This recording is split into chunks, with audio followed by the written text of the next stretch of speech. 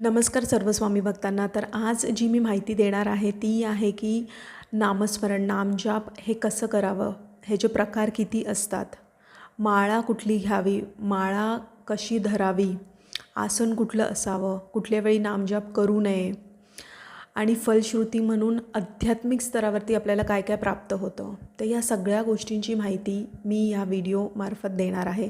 त्या अगोदर आपण स्वामींना वंदन करूया आणि मग मी माझ्या माहितीला सुरुवात करते. ठीक आहे. अनंतकोटी ब्रह्मांड नायक राजाधिराज योगीराज अक्कलकोट निवासी श्री स्वामी समर्थ महाराज की जय. अवधूत चिंतन श्री गुरुदेव दत्त श्रीपादराजम शरणम प्रपद्ये. श्री स्वामी समर्थ. तर बघा, सगळ्यात अगोदर नामजाप ना तुम्हाला अगोदर आतून, म्हणजे तुम्हाला आतून ती कॉलिंग यायला पाहिजे त्या देवाबद्दल, देवीबद्दल. ठीक आहे. जर तुम्हाला अंतःकरणापासून वाटत असेल ना तरच नामजाप, नामस्मरण हे तुम्ही केलं पाहिजे. सगळ्यात महत्त्वाची गोष्ट. ठीक आहे. कारण नामजाप हे 3 गोष्टींसाठी केलं जातं. एकतर आपलं मन स्थिर होत जातं. ठीक आहे. आपल्या विचारांचा जो वेग आहे तो कमी होतो आणि तो शून्यतात बदलत जातो. आपले विचार शून्य होत जातात. ठीक आहे. तर ह्या गोष्टींसाठी नामस्मरण केलं पाहिजे आणि आपली कर्मही कापली जातात आहे. ठीक आहे. आता बघा, नामस्मरणाचे प्रकार किती आहेत. आता सगळ्यात अगोदर जे आहे ना ते वाचक आहे. आता वाचक म्हणजे काय माहिती आहे की तुम्ही बोलता आहात आणि ते ऐकू जातं आहे सगळ्यांना, म्हणजे श्री स्वामी समर्थ, श्री स्वामी समर्थ, श्री स्वामी समर्थ असं. आता दुसरा जो प्रकार आहे तो आहे उपांशू. उपांशू म्हणजे काय माहिती आहे. उपांशू म्हणजे तुम्ही लिप्सिंग करताय, म्हणजे तुमची लिप्स विस्पर होते पण कोणाला ऐकू नाही जातं, म्हणजे असं हे अशा पद्धतीने. ठीक आहे. आणि तिसरा जो प्रकार आहे ना तो आहे मानसिक. तो उत्तम प्रकार आहे. मानसिक म्हणजे काय की तुम्ही समोर व्हिज्युअलाइज करताय स्वामींची मूर्ती, स्वामींचं पिक्चर किंवा श्री स्वामी समर्थ लिहिलेलं. ठीक आहे. तुम्हाला ऐकू जातं आहे कानात श्री स्वामी समर्थ, म्हणजे असं की कोणतरी बोलतं आहे. ठीक आहे. आणि तुमचं आतमधून चिंतन चालू आहे. ठीक आहे. श्री स्वामी समर्थ, श्री स्वामी समर्थ, श्री स्वामी समर्थ. ठीक आहे. हे तुमचं चिंतन चालू आहे. ठीक आहे.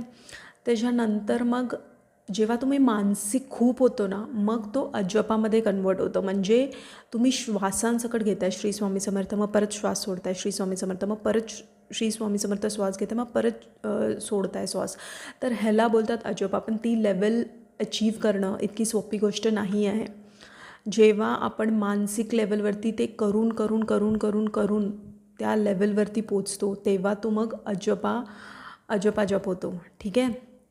तर बघा, आता तुम्ही एक बिगनर असाल किंवा नसाल, ही खूप वेळेपासून करत असाल, पण तुम्हाला आतमधून काही फरक नाही जाणवत आहे आणि तुम्ही नामस्मरण करताना पण तुम्ही विचारांमध्येच असता, तर मग तुम्ही त्या चुकीच्या पद्धतीने करताय. ठीक आहे. कारण नामस्मरण जेव्हा आपण करायला लागतो ना आपल्याला आतून एक शांतता जाणवते. आपल्या अंतःकरणामध्ये एक वेगळीच ऊर्जा निर्माण होते. ठीक आहे. तर त्यासाठी तुम्ही नेहमी फटाफट केला पाहिजे नामस्मरण. जेव्हा तुम्ही सुरुवातीला करता किंवा विचार तुमचे कमी नाही होत असतील ना तर तुम्ही फटाफटच केला पाहिजे श्री स्वामी समर्थ, श्री स्वामी समर्थ, श्री स्वामी समर्थ. ह्याच्याने काय होतं माहिती आहे, ह्याच्याने विचारांना आपल्या वाव नाही भेटत, म्हणजे विचार आपल्याला सत्वत नाहीत म्हणून. ठीक आहे. तर फटाफटच केलं पाहिजे. जेव्हा तुम्ही त्या स्तरावरती पोचता, वाचक किंवा उपांशूपासून चालू करा, जेव्हा तुम्ही मानसिकच्या लेवलला पोचता आणि जेव्हा तुम्हाला विचार नाही सत्वत ना मग तेव्हा तुम्ही असं केलं पाहिजे श्री स्वामी समर्थ, श्री स्वामी समर्थ. ह्या पद्धतीनेच नामस्मरण केलं पाहिजे. आता नामस्मरण हे असं काही कंपल्सरी नाही आहे की तुम्ही देवाच्या समोरच बसून केलं पाहिजे. बघा, देवांना प्रेम आणि भाव इम्पॉर्टंट आहे म्हणून. आणि तुमची नामस्मरण करताना स्पाईन एकदम स्ट्रेट पाहिजे. त्यामुळे तुम्ही एक पिलो घ्या, एक वॉल घ्या, वॉलला अटॅच करून ती पिलो ठेवा आणि मग तुम्ही बसून मग करा व्यवस्थित पद्धतीने. ठीक आहे. सिस्टमॅटिक वेमध्ये करा. तुम्हाला अंतःकरणापासून आतमधून तुम्हाला फरक जाणवायला सुरुवात होईल जर तुम्ही व्यवस्थित पद्धतीने करायला लागलात तर. ठीक आहे. म्हणजे कसा फरक जाणवेल तुम्हाला एक शांतता जाणवेल. तुमच्या आजूबाजूला कितीही केओस, कितीही प्रॉब्लेम्स असले ना तरी पण तुम्हाला आतमधून एक शांतता जाणवणार आहे. कारण की स्वामींच्या नामात इतकी शक्ती आहे, इतकी ऊर्जा आहे, ती ऊर्जा आपल्याला भेटत जाते, ठीक आहे. त्यामुळे आणि जेव्हा तुम्ही करायला बसाल ना, तेव्हा सगळ्यात अगोदर आहे ना तुम्हाला नेगेटिव्हिटी खूप हिट करणार. म्हणजे तुम्हाला जर तुम्ही कधी केलेलंच नसाल ना, तर तुम्हाला एकदम खूप विचार सतवणार, मलिन विचार पण तुम्हाला सतवू शकतात, ठीक आहे. आणि मग त्याच्यानंतर आहे ना हळूहळू जेव्हा तुम्ही ते करायला लागेल ना कंटिन्युअस, बघा एखाद्या वेळी ना मंत्र आणि स्तोत्र नाही केलं ना तरी चालतं, पण नामस्मरण आहे ना हे करायलाच पाहिजे आणि 1 तास तरी करायला पाहिजे मिनिमम.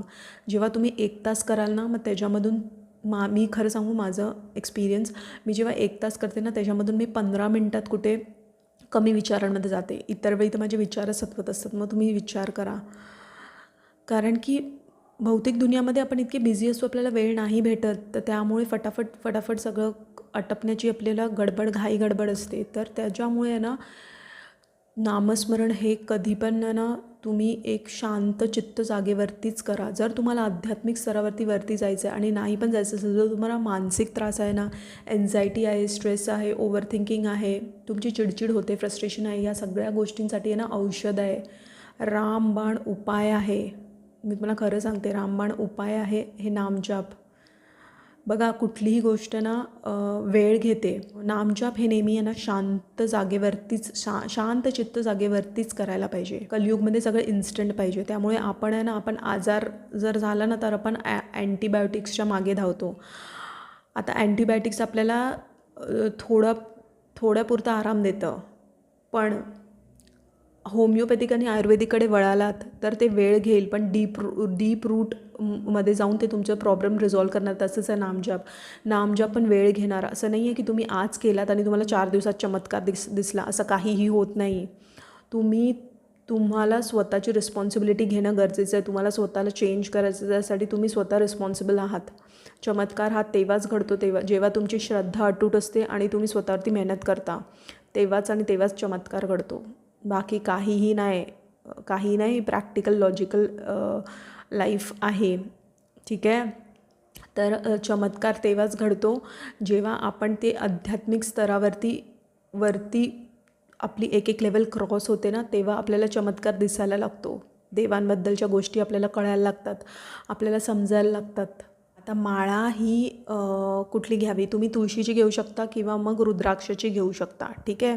माझी माळा आहे ना, बघा सगळ्यात महत्त्वाची गोष्ट म्हणजे ना, कधीही नामस्मरण करताना ना त्याच्यावरती कॉटन बॅग पाहिजे, नेहमी कवर पाहिजे. का माहिती आहे, आपण जेव्हा घरातसुद्धा बाहेरसुद्धा आपण जेव्हा जातो ना, तेव्हा खूप लोकांची ऊर्जा असते आणि आपण ती पॉझिटिव्हिटी त्या माळेमध्ये घातलेली असते. त्यामुळे कधीही तुम्ही माळा ना कवर करा, बिकॉज लोकांची त्याच्यामध्ये ऊर्जा जाते आहे, त्यामुळे, ठीक आहे. आणि माळा ही नेहमी स्वच्छ केली पाहिजे. आता कशी स्वच्छ करावी, बघा तुमच्याकडे जर गंगाजल असेल तर ते असं स्प्रेड करा, छिडकत जा, किंवा मग महिन्यातून एकदा तरी, किंवा मग तुम्ही आहे ना अगरबत्ती किंवा धूप करतो त्याची धुनी असते ती फक्त वरतून फिरवत जा, किंवा मग तुम्ही साध्या पानाने धुवून मग थोडंसं दुधाने धुवून त्याला चंदन लावून ठेवू शकता. पण हे करायलाच पाहिजे. का माहिती आहे, बघा आपण कधी आहे ना वॉशरूमला वगैरे जाऊन येतो, त्यानंतर आपल्याला नामस्मरण, नामजप वगैरे देवाच्या गोष्टी करायच्या असतात. तर त्यामुळे ना काय होतं की न कळता पण आपल्याला कधी स्पर्श करायला लागतो. तर त्यामुळे आहे ना असं तर प्युरिफाय व्हायला पाहिजे माळा, क्लिन्झ व्हायला पाहिजे माळा, ठीक आहे. आता मी तुम्हाला दाखवते माझी माळा आणि माझी बॅग कशी आहे ते, ठीक आहे. बघा तुम्ही आहे ना बॅग आहे ना गौमुखी येते, ओमची येते, ती तुम्ही घेऊ शकतात, खूप स्वस्त भेटते मार्केटमध्ये. ही माझी बॅग आहे आणि ही माझी माळा आहे, ठीक आहे.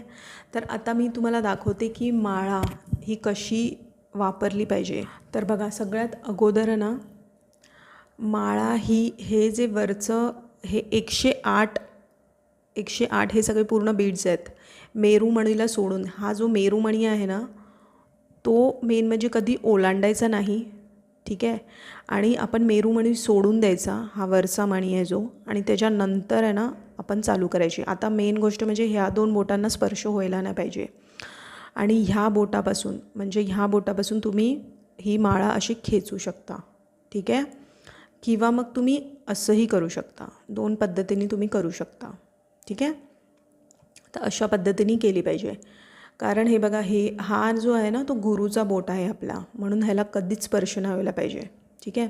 आणि जेव्हा तुम्ही कंप्लीट करता ना, जेव्हा तुम्ही पूर्ण कंप्लीट होऊन जेव्हा तुम्ही परत इथे येता, जेव्हा तुम्ही कंप्लीट करता ना आणि जेव्हा तुम्ही कंप्लीट करून इथे येता, मग तेव्हा आहे ना हे जे आहे ना हे ओलांडायला नाही पाहिजे मेरूमणी. मग तेव्हा काय करायचं, असं करून असं धरायचं. ठीक आहे. आणि जेव्हा पण तुम्ही माळा करायला बसता ना तेव्हा नेहमी आहे ना स्पर्श व्हायला पाहिजे, थर्ड आयला डाव्या बाजूला उजव्या बाजूला. ठीक आहे. जेव्हा पण तुम्ही करायला घेता आणि जेव्हा होऊन जाते माळा म्हणजे आपल्या 11 तुम्ही जर 11 माळी करत असाल तर ठीक आहे. मी तर मोजत नाही, कारण मी 1 तास घेऊन बसते, म्हणजे माझी मोजायची सवयच नाही आहे ती. ठीक आहे. तर 1 तास तरी मिनिमम व्हायला पाहिजे. तुम्ही मंत्रस्तोत्र ना स्किप केलात ना तरी चालेल, पण तुम्ही हे करून बघा, तुम्हाला खरोखर फरक जाणवेल. कारण की ह्याच्याने जी शांतता भेटते ना नामस्मरण करून, म्हणजे खरं सुख आहे हे. अंतःकरणापासून जे तुम्हाला जाणवतं ना आतून, जी शांतीचा जर तुम्हाला खरोखर शांतीचा अनुभव घ्यायचा असेल ना, तर नामजापशिवाय बेस्ट उपाय कुठलाच नाही आहे. एक तर विचार कमी होत जातात, मन खूप स्थिर होतं, आपल्याला ना एक क्लिअरिटी भेटते आपल्याला लाईफमध्ये काय करायचं आहे. आणि स्वामींचं नाव तर खरोखर घेतलंच पाहिजे. जितकं घेऊ तितकं कमी आहे आपण खरोखर. तर हे झालं तुम्ही कशी आता ही कशी धरावी ना, नेहमी तुम्ही ना माळा ना हार्ट चक्रापासून ते नाभीपर्यंतच धरायला पाहिजे. नाभीच्या ना खालती नाही जायला पाहिजे ही माळा. ठीक आहे. तर हार्ट चक्रापासून ते नाभीपर्यंत, आणि खालती अशी ठेवू नका जमिनीवरती वगैरे, एक बॉक्स करून ठेवा. बिकॉज ह्याच्यामध्ये खूप ऊर्जा असते आपली, आपण रोज करतो, आपण रोज ह्याच्यामध्ये आपली पॉझिटिव्हिटी घालतो आहे. स्वामींच्या नावात खूप ताकद आहे. त्यामुळे तुम्ही नेहमी ही एक म्हणजे अशी एक बॉक्स करा, त्याच्यामध्येच ठेवा ही माळा. ठीक आहे. आसन, आता बघा आसन कुठलं घ्यावं ना, आसन हे तुम्ही लाल घेऊ शकता किंवा पिवळं घेऊ शकता. ठीक आहे. अवॉइड कुठले कलर केलं पाहिजे माहिती आहे. सहसा तुम्ही काळा कलर अवॉइड करा, ब्ल्यू कलर अवॉइड करा, ग्रे कलर अवॉइड करा. तर या सगळ्या हे सगळे कलर्स मोस्टली अवॉइड केले पाहिजे. ठीक आहे, आसनासाठी. तर आता बघा हे सगळं केल्याने आता तुम्हाला प्रश्न असेल की हे सगळं केल्याने काय भेटतं आपल्याला. आता बघा, जर मी सांगायला जाऊ ना तर भेटतं तर खूप काही, पण ते लेवल अचीव केल्यानंतरच. आणि ती सोपी प्रोसेस नाही आहे की तुम्ही 4 दिवस आता केलं आणि तुम्हाला लगेच चमत्कार दिसला. तर हे असं काहीही होत नाही. ठीक आहे. तुम्हाला स्वतःवरती काम करणं गरजेचं आहे. तुम्ही एकदम शांततेचा अनुभव कराल आतून. तुम्हाला कितीही त्रास असेल ना बाहेरून, तरी आतमधून तुम्हाला खूप शांतता असेल, ह्याची गॅरंटी मी तुम्हाला देऊ शकते. ठीक आहे. बाकी चमत्कार वगैरे मी हे असं काहीही फेक नाही तुम्हाला सांगणार. ठीक आहे. की हे करून बघा आणि तसं होईल आणि असं होईल, असं काही नाही होत.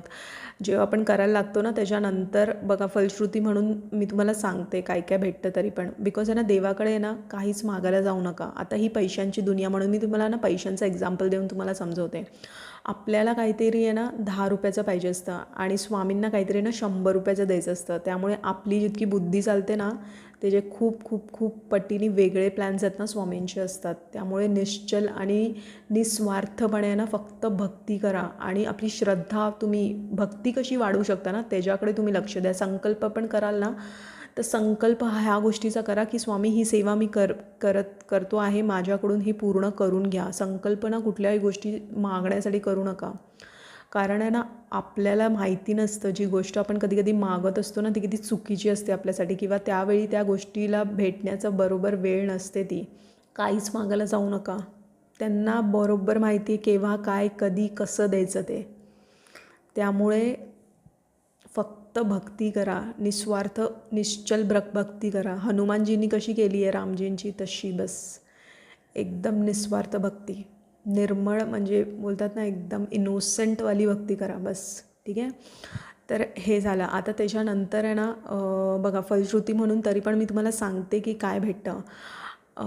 तुम्ही जेव्हा त्या लेवलला पोचता ना तेव्हा तुम्हाला आहे ना आध्यात्मिक लेवलला नामजाप करून करून, ठीक आहे, ती एक साधी गोष्ट नाही आहे.